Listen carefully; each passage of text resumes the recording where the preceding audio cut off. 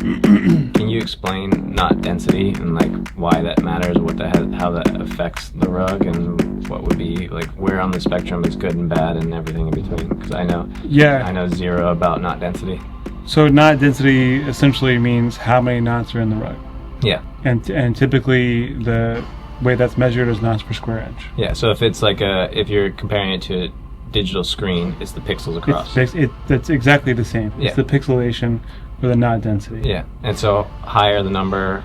You'll see some really low, like 8x8, 64 knots per square inch, which is super chunky. That can still be fine, and those rugs still can perform if they're woven well. But sometimes you get viscose rugs or just different blends of materials that slip. There's knot slippage.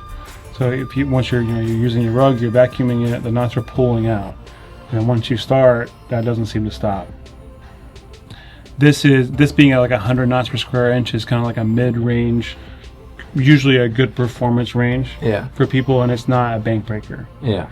But that moves on up to the high end of the spectrum where you're looking at 300 knots plus per square inch.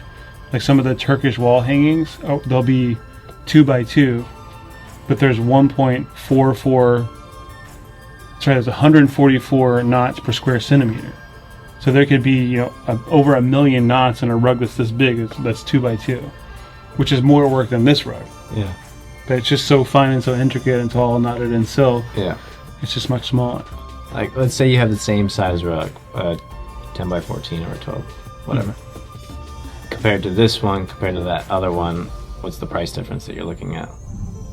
You're talking about like the real real fine Turkish rug? Like if you're just going off of knot density, and it's a similar design, obviously it won't be because that affects the design, but just the knot density, how much does that change the price in a rug? Well, you're essentially like, as you move the scale of knot density up, you're moving the amount of man hours to create that rug up. Yeah. So it'll all move up proportionally. So say you double the knots in this rug, it's 100 knots per square inch, you made it 200 knots per square inch. It'll take over a year to make that rug. Yeah. So the price, it doesn't make sense for the weavers not to charge double. Yeah. Okay. So that's why you see wall hangings that are all silk, and it's taken somebody 2 years to make something like that, and you'll see a price tag on them for $40,000. Yeah. A lot of people don't get it, which I understand. I didn't get it when I first got into this business. Yeah. But once you understand how tedious that work is, and how difficult it is to even execute it, most weavers can't weave something like that. That you're like looking at the pinnacle of the craft. Yeah. It's impressive, and I understand why people ask what they do for it. Yeah. And then when you jump from the $25,000, the $30,000, the $40,000 rugs, and you start going into the six figures, the $200,000, $300,000 rugs, like the one that we're using for the surfboard. Yeah. What makes that jump? Like what would actually change the scarcity?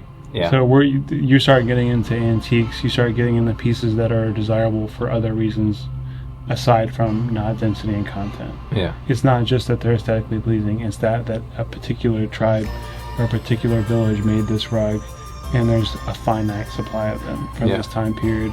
Or say something like the Kurdish tribes, they'll make pieces that are based off of larger city rugs, but they have it's like distinctly Kurdish. There's a distinct tribal look to it. But as the world changes and these tribes shrink or they move out of these areas, those rugs aren't produced, and you get a piece that's a timestamp essentially for the craft.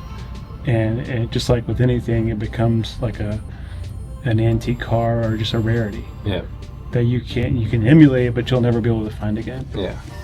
And that's like, so the one that we're doing for the board is like that. These Ushak rugs, they're highly desirable. They're not very fine, but they're made with a symmetrical knot. It's a very hardy, well-to-do knot that holds its own. And they just have a look. They're made with Angora wool. They're very soft. They're very pliable and blankety. And they have these typically, ours is in the orange color that we have is kind of unique, but typically they're really light and soft looking. Yeah. That's cool. Wool on wool. Let me just, okay, if you're not recording on that, okay. punch your baby.